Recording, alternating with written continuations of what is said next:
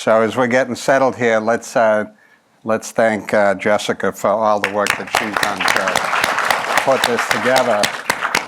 And you can tell that we're coming up on annual review time with that introduction that she just gave to me. I think she didn't leave much out there, so thank you, Jessica, for not only the organization that you brought to this event, but also the passion that you have for the subject matter that we're talking about.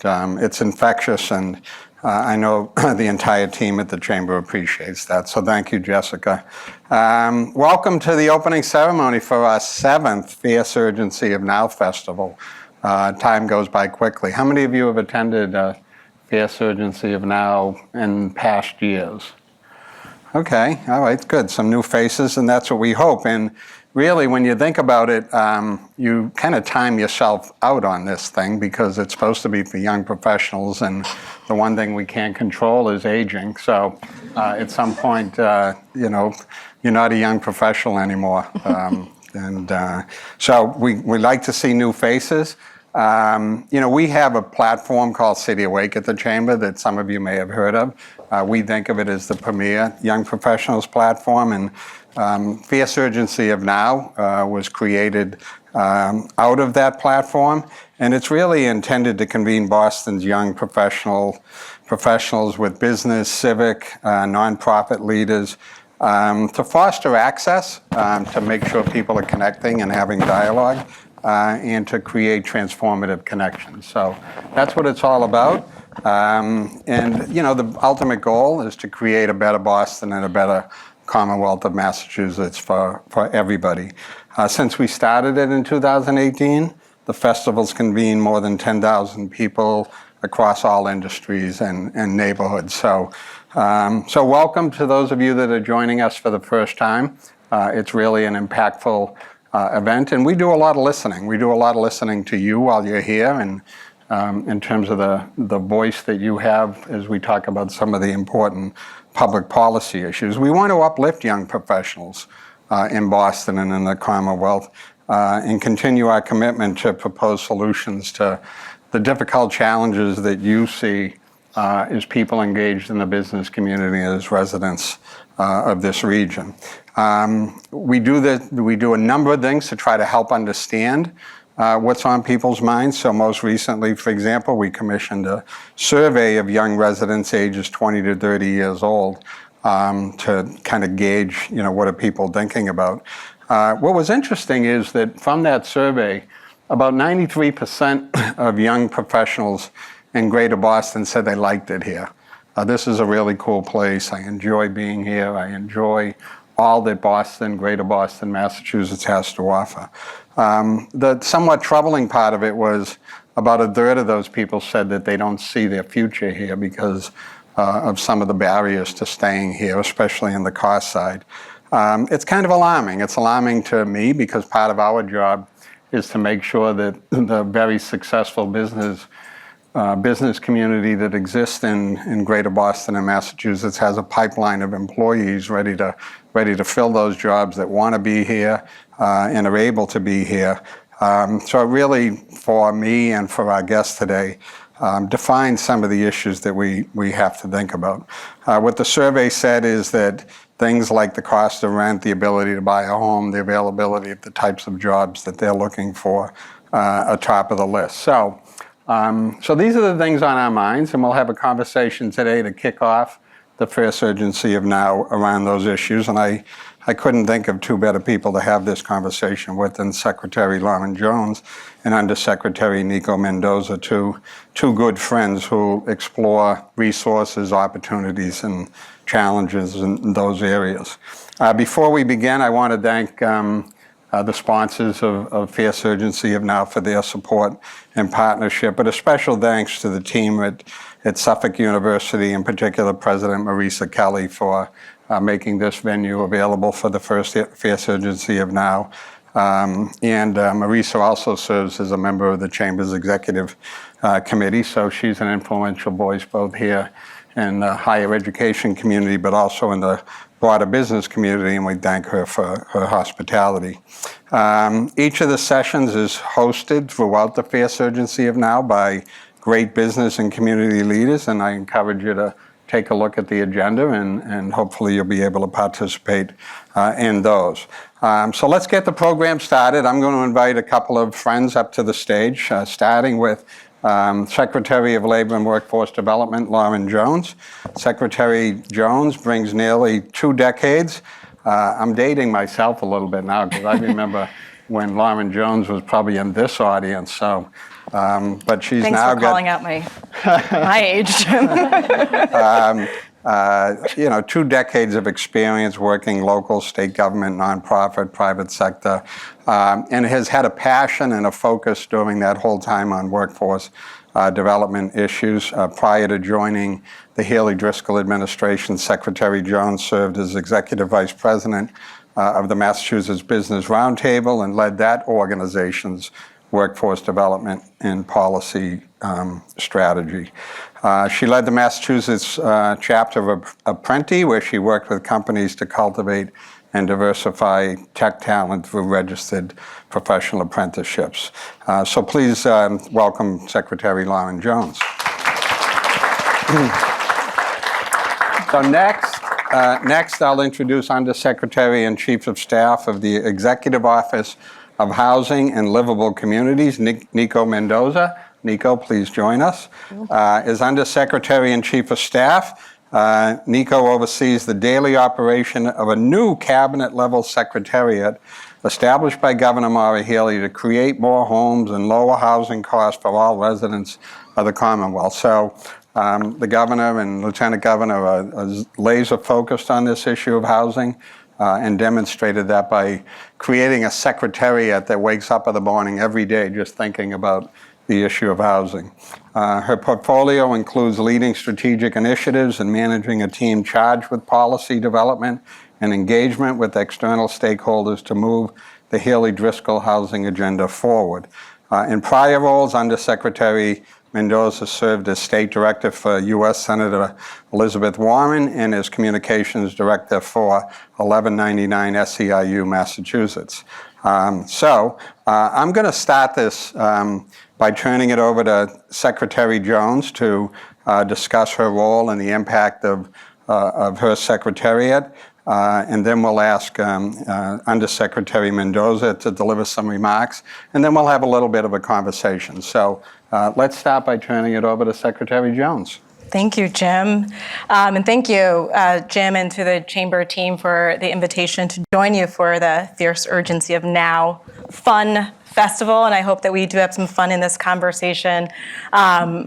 I also appreciate, throughout my career, I've had the opportunity, as Jim mentioned, working at the intersection of workforce development and economic development, and have had direct opportunities, including my time with the city, as well as when I was at the Massachusetts Business Roundtable, to work closely with the Greater Boston Chamber of Commerce. And I know top of mind has been and continues to be access to talent and thinking about ways to attract, retain, and develop talent that is so important to the Chamber's members. So I appreciate the opportunity to lift up that message from the Haley Driscoll administration in today's conversation. Certainly for all the young people in the room, I want to just say out of the gate, whether you're talking to folks in government like myself and Nico, or business and community-based organizations, the whole ecosystem here, we want to make sure that you not only enjoy being in Boston, but you see yourself here and that we can keep you here because you are a huge part of our workforce today, but also the leadership for our future as well. And we want to make sure that as we think about how we can not only maintain Massachusetts' competitiveness, but how we can drive more affordability and equity in all that we do. I really try to think about our workforce agenda with people in mind. And the people that are in rooms like this, people that are comprised of businesses today, the workforce, and then also the untapped talent that we have yet to unlock opportunities for. How can we keep people at the heart of our workforce agenda and integrate strategies that are attracting and retaining more talent, developing that talent, and ensuring that we are providing more pathways for professionals like yourself, as well as those who have yet to have a chance to be in a room like here to lift up their opportunities. And that is exactly why Governor Healy, Lieutenant Governor Driscoll, and I have launched a workforce agenda with people in mind and with these pillars around talent attraction and retention, talent development, and thinking about our workforce ecosystem, because we know that whatever was the strategy, say 5 years ago, is not the strategy that we can really lead with competitively today, nor can we think of as we think about our future over the next 5 to 10 years. And so we are trying to make sure that we are being very proactive in thinking about how we are lifting up. And so you'll hear me talk about some tools in our toolbox. And I find it very interesting when we look at some of our biggest programs that we support. When I say we support, we have kind of this public workforce infrastructure, thinking about how we can best leverage state dollars, federal dollars that come to states like Massachusetts to reach especially unemployed and underemployed individuals. One of our biggest programs that we have is through a fund called the Workforce Competitiveness Trust Fund. The average age is 32 years old. So we are delivering for our young professionals and helping to unlock, hopefully, those opportunities for the future talent that we have here. And I'm sure we can elaborate more on all of this in the conversation that we'll have with Jim. Great. Nico. Thank you. Good morning, everyone. Thank you so much for having me. Jim, thank you for the invitation. I couldn't help but notice that when you were talking about things that we can't control, like getting older and aging, you look directly at Lauren and me, so I'm not gonna forget that, but it is great to be with you, and thank you so much, Jessica, as well, for the invitation and for such a wonderful event. You all are really in store for a fantastic and fabulous day, and I wish I could just ditch what I have to do back in the office and spend the day with all of you, but I'm looking forward, certainly, to hearing what you all bring back and the connections and conversations that you have today. As Jim mentioned, Governor Healy and Lieutenant Governor Driscoll created the Executive Office of Housing and Livable Communities. We are 15 months old as of this month, so just a year in. And as he mentioned, they did that because they felt that we needed to put a laser focus and all the resources to bear of state government into tackling the housing crisis.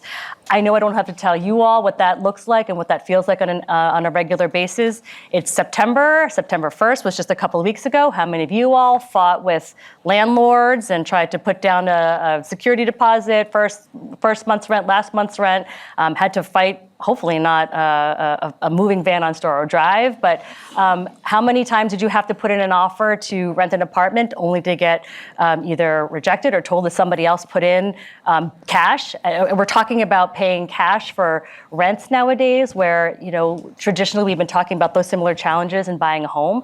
Or similarly, how many of you have tried to put in a deposit to buy a home just to get outbid by somebody who, frankly, is an investor and trying to buy up properties? That's all because right now we're looking at a vacancy rate for both rental units and housing units, homeownership opportunities here in Massachusetts, that's under 2%. Basic economics, folks, you all know this. It's a supply-demand issue. So that's just one of many factors that's contributing to what we know has been a growing housing crisis that you're all feeling. And that's exactly why Governor Healy and Lieutenant Governor Driscoll created our secretariat to really think through and push forth and elevate at the cabinet level ideas, solutions, policies, and strategies to tackle the housing crisis. I'll tell you from personal experience, I came to Boston a little while ago, shall we say. I came here for school, like many of you did, and I stayed, and I never left. And I know that is a unique experience for me.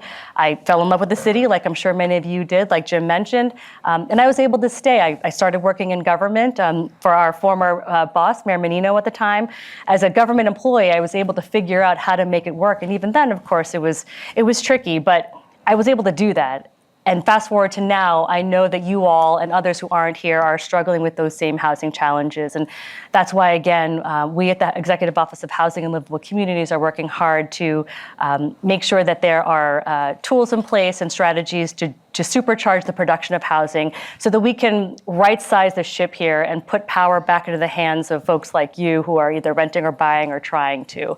We'll talk a little bit more about that as we go along, but I really appreciate the opportunity and looking forward to the conversation.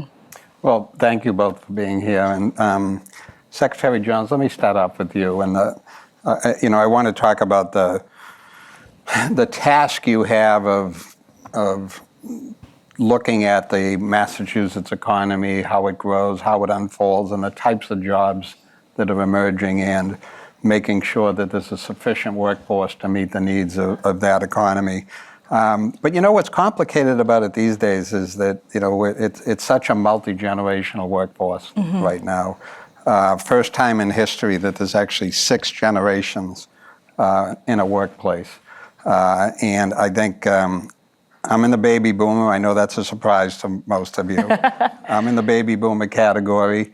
And I think maybe for another week or two, we're the largest group of people in the workforce, but Gen Z is going to take over as the highest number of people engaged in the workforce. And having 6 generations, having different perspectives, changing cultures. I mean, it's just a different workforce.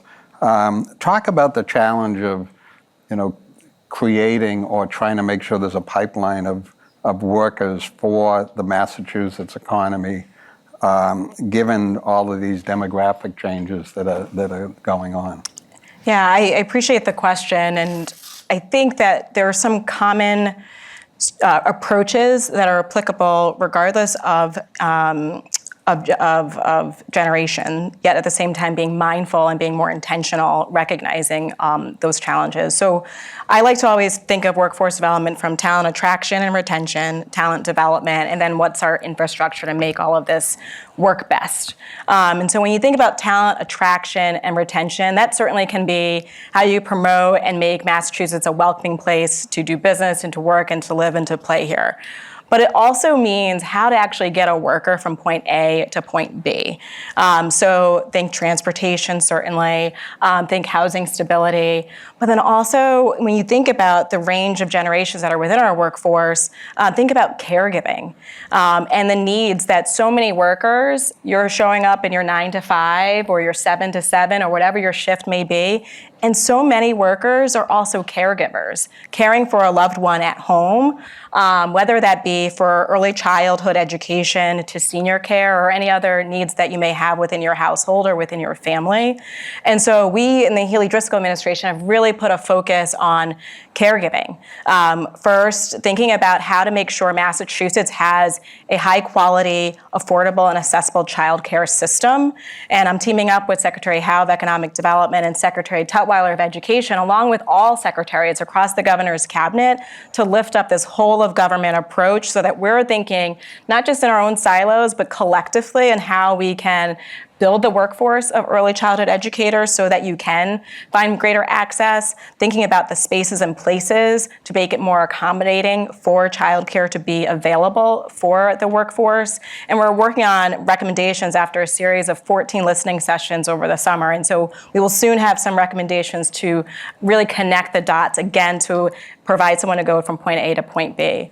And another recognition for supporting that point A to point B and talent attraction and retention is thinking about how important financial support can be to support someone's success, especially in a job training program, an alternative way of gaining their industry-recognized credentials, the opportunity to gain employment in that career path. Someone's going to be investing in themselves, but they may also have to take a step back from that part-time job or may need an extra set of dollars to close the books on, say, childcare, or to get that train, or to fix their car. And so we just stood up last week the Workforce Skills Fund.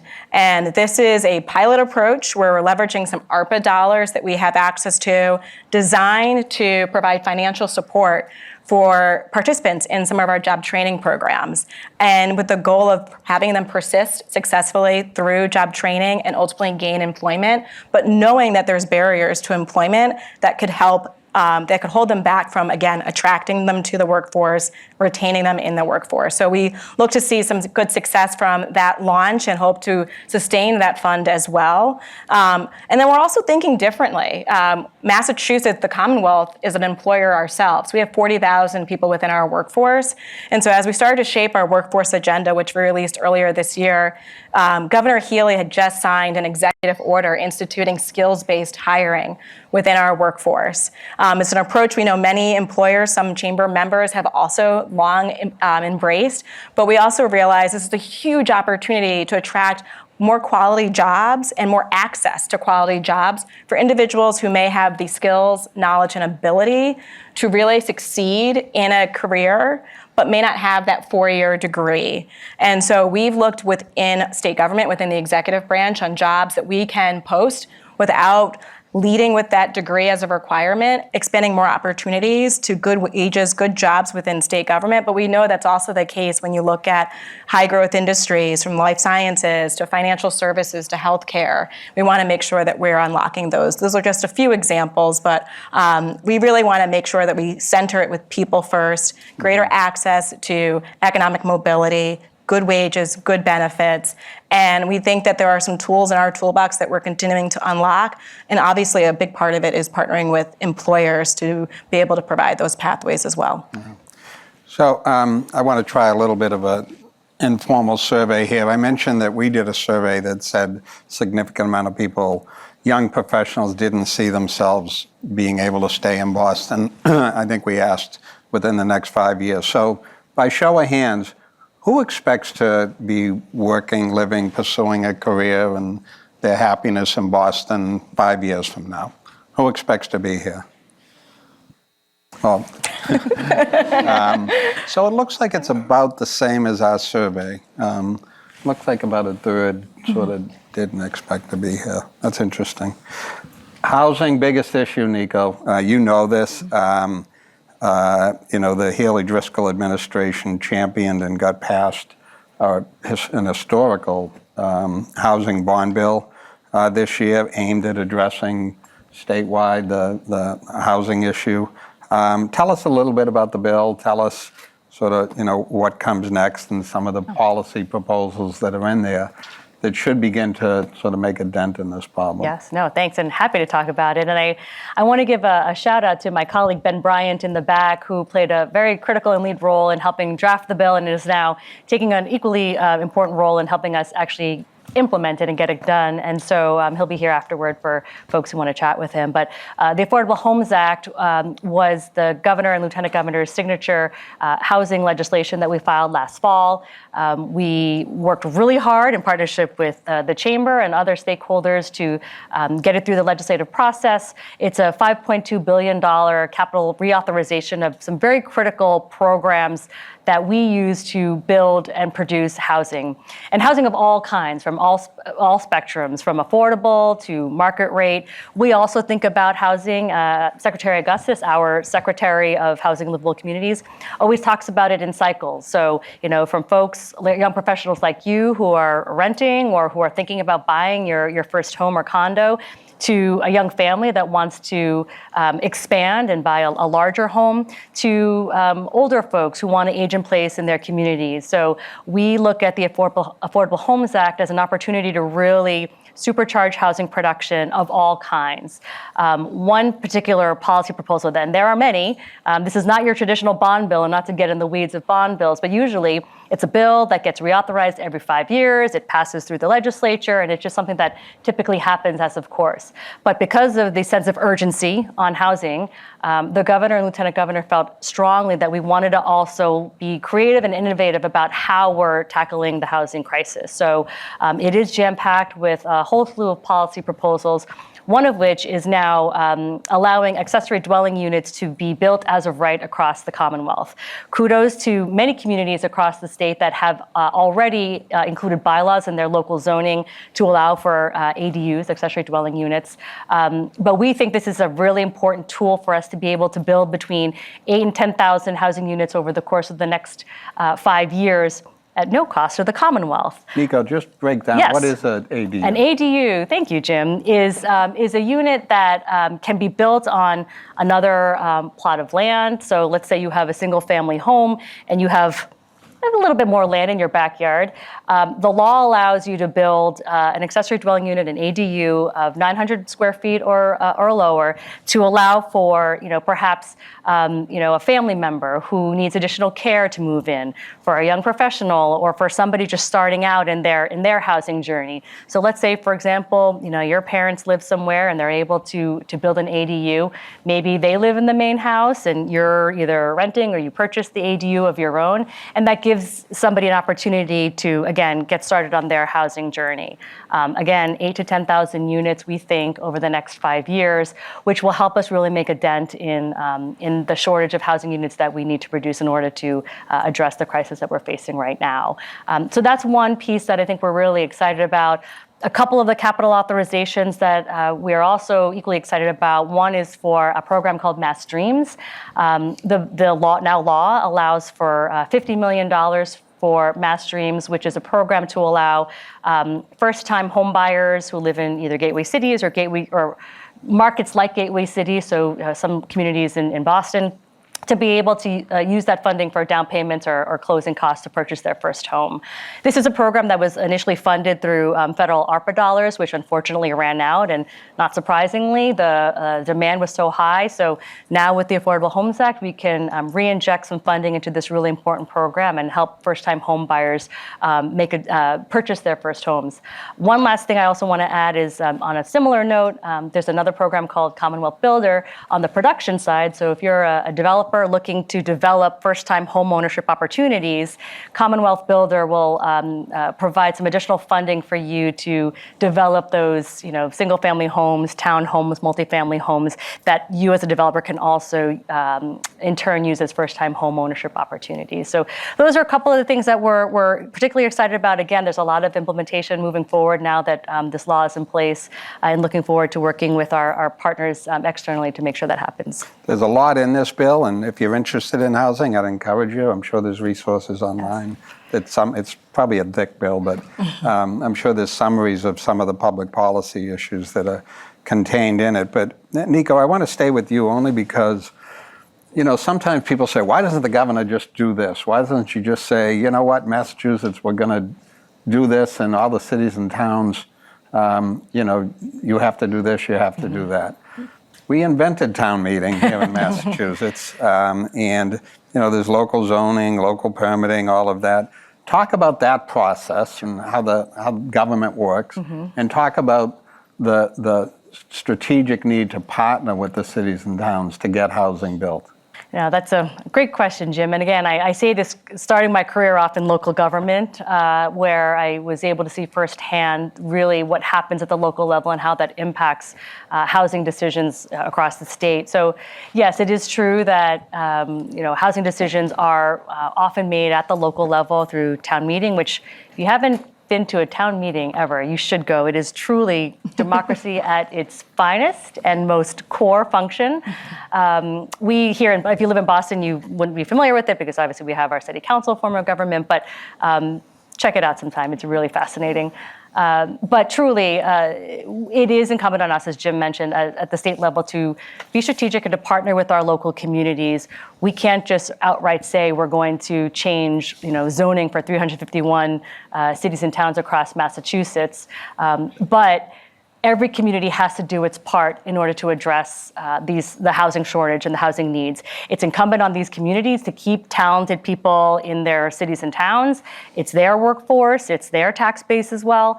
And we also want to keep, as the Secretary mentioned, talented folks here in Massachusetts. So it is a delicate balance where we do want to push policies and ideas at the statewide level that may or may not be as well received at the local level. But again, I think it's part of our strategy to work closely with our communities and community leadership to be able to address this crisis together. And I think, our MBTA communities work is another example of that. I think we'll probably get into that a little bit more in the discussion, but there are ways that I think we have found successful in working with communities that might need a little bit more of a push, but at the same time, there are communities outside of the greater Boston area who are just raising their hands and are doing what they need to do because they recognize and realize the importance of doing something now and not waiting. So it is a tightrope, it is a balance, but one that, as Jim mentioned, the governor and lieutenant governor are taking head on. Right. So, one of the things I admire about both of you is the ability to sort of connect the relationship between what might on the surface look like separate public policy matters or issues. Many of the public policy issues we consider, whether it's climate change or housing, workforce development, equity issues, they're all related in some way. You weren't going to get away from a conversation with me without talking about transportation. So I'd like to understand first Secretary Jones, then Undersecretary. Talk about the relationship between our transportation and mobility systems and the goal you have of job creation, workforce development, and Nico, the policies around housing. We'll start with you. I will share a little bit of framing before I dive into the answer. So just to give some context, when I mentioned we released our workforce agenda earlier this year, it's a task that is required of all states by the U.S. Department of Labor. But we embraced it as a huge opportunity, relatively new administration. We started a lot of the work on the agenda in our first several months as a new administration. We really want to create a playbook so that we can lead by example, but also institute new strategies for attracting and retaining and developing our workforce. So I share that for context. Part of what our kind of unified approach is for this partnership with USDOL is to look at federal funds that we receive and how to best braid and leverage that with state dollars. And so there are some very prescribed agencies that we should be working with that also receive federal dollars that speak to the job seeker, especially, such as education, health and human services, veteran services we've expanded to reach. And so we've kind of taken that original approach, and then we expanded upon that, recognizing that as a team, Healy-Driscoll administration, everything we do is through a team approach. We wanted to make sure that we're also working with transportation, housing, livable communities, and so many others to make sure that we're best serving job seekers to get to literally their job, which then ultimately helps to boost industry and employers. So again, for transportation, how can we do that? Through federal dollars that we get through this structure in partnership with the U.S. Department of Labor, we get funding called WIOA, Workforce Innovation Opportunity Act, and it helps to follow the job seeker, but through the state as kind of the convener and connector. And we deliver these funds in partnership with a network of career centers across the state. We have 29 across the state called Mass Hire Career Centers. We have 2 in Boston, 1 in Quincy. If you go north in the Cambridge area, there's another opportunity to connect with a career center, job seekers, as well as employers to be able to find skilled talent for job seekers to gain opportunities, especially focused on those that are unemployed, looking for work, or underemployed, which can simply mean someone that may not have the skills for something you want to pursue. It's a very broad definition. But with that, we're able to leverage WIOA dollars, federal dollars that come to the state, to then be able to provide resources for those job seekers who are unemployed and underemployed, including transportation access. So when we partner with each of those career centers, their region kind of sets the strategy, what's the eligibility for someone to access these WIOA dollars, but it's broadly speaking following that unemployed and underemployed approach, and then being able to access this pot of money for making sure when someone's enrolled in a job training program, they can also couple that with some benefits like our transportation dollars to be able to access MBTA or their regional transit system that may be outside of the greater Boston area. And so that's how we kind of look at how we can best leverage state and federal resources to, again, follow that job seeker and making sure that they're able to successfully gain the skills that they need and not have to necessarily have the burden of trying to figure out how they'll get from point A to point B. We also know that there are some areas in our Commonwealth where it's harder to connect with some transit systems, and making sure that we are engaged with those local communities, trying to figure out that last mile for workers to go from, say, a commuter rail stop or a bus depot area to that job center, the complex that may be in a suburban area somewhere. And then also trying to think of strategies in our rural communities and knowing that not only transportation, but also broadband and other infrastructure is critical to make sure that they are able to get to and access jobs. And I know we'll be talking a little bit more about mobility and the ways that people are working nowadays that may add to this conversation as well. Yeah, and then transportation from an economic development perspective, as you mentioned, statewide, you try to lift up all the regions of the state in terms of job growth and the locations of businesses and so forth. But sometimes the barrier is, can people get there? Can people get to where a company might want to site a research facility or a manufacturing facility? So, that connectedness of transportation. Housing, similar. Access to opportunities for housing, transportation plays a big role. Absolutely. Not only can you get there, but can you stay there? Can you live there? Can you live in these communities that continue to grow? And I mentioned earlier the MBTA Communities Law, which is one key way that we're thinking about the intersection between housing and transportation. It was a law that was passed several years ago, overwhelmingly in a bipartisan way, to create zoning districts in and around transportation nodes in 177 communities that are served by the MBTA, whether it's commuter rail, bus, or the traditional rail.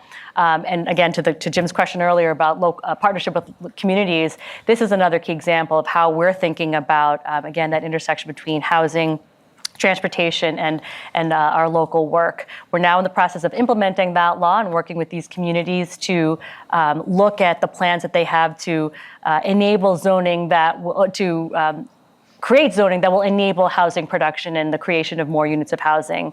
And overwhelmingly, there are 72 communities that have passed at the local level the zoning that's required to comply with the law. And we have several communities that are already fully compliant with the law. It's good, not only good housing policy to be able to allow us to build multifamily units near transportation nodes, but it's also good transportation policy to help reduce the number of cars out on the streets, ideally reduce the number of parking spaces needed in and around commercial districts or residential areas, but also it's good climate policy so that we're not continuing to add pollution to the air. So again, we see it as a win-win-win, both for the state, for our local communities, and for the future of housing and transportation.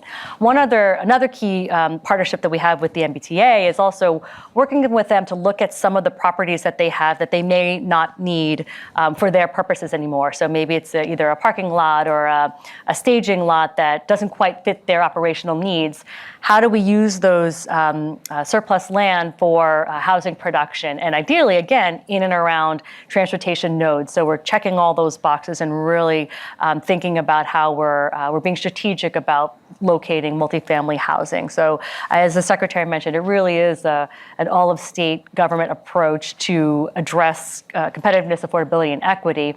And we do that in partnership with each other, in communication with each other, and also with our external partners and stakeholders. Right.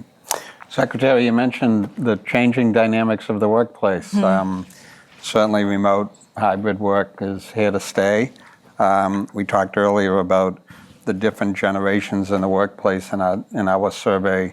Younger professionals, want to know about flexibility, want to know about, what opportunities exist, and certainly, there's not only different lifestyle choices, but different demands. You mentioned caregiving. For example, as a type of demand. So as you think about the workforce development efforts that you are engaged in, how does that phenomenon of the 5-day work week, that traditional kind of way of the past, affect the way that you approach the job of workforce development? Yeah, I mean, we were working alongside each other when I was at the roundtable, managing through this kind of post-pandemic era when employers were navigating new ways of working. The pandemic certainly disrupted things with the expansion of how workers and companies can be more mobile. And that has continued to play out. Just by a show of hands, who here works 100% remote? Okay, just a couple. Then how about like a hybrid work schedule? So obviously, a lot different than where we were perhaps February of 2020. And I think in one way, this provides more flexibility for the worker. It provides also more access points for employers to find talent. We in Massachusetts, and certainly Governor Healy and the team here, want to make sure that talent stays here and is connected to our workforce. One way that we're really trying to focus on this is thinking about the thousands of jobs that have to be here. And so if you think about some high growth industries like healthcare and human services, advanced manufacturing, our booming life sciences industry, these jobs, many of them, have to physically be here. And we want to make sure that employers in these industries are able to access the talent that's needed. So here we are in Boston, think healthcare, Mass General, Brigham, Beth Israeli Health. They have thousands of jobs, and they need to find more talent to be CNAs, medical assistants, and we in government can be a partner to provide more job training programs and pathways to bring in that untapped talent, people that are not yet connected to a job, and to find a meaningful path for opportunities like that. Life sciences, think a lab technician, or in advanced manufacturing, CNC machining. They have to be in a physical space most of the time. And we want to make sure that, most especially as a priority, that we can connect to that talent, knowing that we can try to keep that talent here or bring new jobs here in that vein. I think we also recognize that workers are also thinking differently about the benefits that they're looking for as a worker. The future of benefits has evolved. What may have been kind of top of mind, what's the company with the coolest, barista or ping pong table, may not be the top of mind as you think about what company you want to choose to work for today. And I think in Massachusetts, we really can play on our strengths from leading on values. And so we're among the first several states to have a paid family and medical leave program, which is hugely important as you think about caregiving. We also are a state that is welcoming and inclusive, and you can love who you want to love, have access to affordable health care, and access to reproductive rights, and that's not guaranteed in every state. And you can't really put a price tag on those types of benefits either. And I know that it's not necessarily something you may look for in a job description, but those things do play out as workers try to think about where they're going to work, and also as employers think about where they want to grow their workforce as well. Right. So Nico, I'm going to end it with you, and I'm going to ask you to get a little more into the details. So we talked about the fact that in the Chamber Foundation survey, we asked people, where are they living now? This is a survey of people under 30 years old. So 42% said they're renting, 27% said they're living with family for free, and 18% reported owning a house. So that was the makeup of our survey. So as young people are thinking about this issue of, can I stay in Massachusetts? Can I afford to rent? Can I afford to take one of these jobs and pursue my career here? What's available for renters, for first-time home buyers? And I know we don't have time to go into everything. And if people want to learn, where can they look? Mm-hmm. Yeah, no, great question. And I rent too, and I have for many years. And I think that, we at the state, I think, offer a variety of resources for rental assistance. But I think I'd also encourage you to look at your local communities, because there are a lot of really great programs. I know the city of Boston has some great programs for first-time home buyers. I'd mentioned Mass Dreams through the state, through the Commonwealth opportunities. But I think there are some also at the local level first-time home buyer classes that also give you access to either competitive mortgage rates and other benefits like that. Yes, it certainly is tough out there, and I think we're doing as best we can at the state level to help on the production and the supply side to help control those rising costs. And I think we're hopeful that there might be a little bit more I think, relief down the line as we continue to keep an eye on what the Fed is doing and what's happening down in Washington. But I think, feel free to reach out to our team at the Executive Office of Housing Livable Communities if you are looking or if you have ideas about how you might be able to connect to some of those resources. And again, I'd encourage you too to work with community partners and local folks to see what also might be available in your communities. So, we as we were developing the program, we asked Secretary Jones and Undersecretary Mendoza to be here because we know of them that they are people getting it done who bring a passion for the subject matter to work every day on behalf of the people of the Commonwealth. So we're grateful to them for that every day. We're grateful to them for them sharing their time and their wisdom here today. So please join me in thanking Secretary Jones and Undersecretary Mendoza.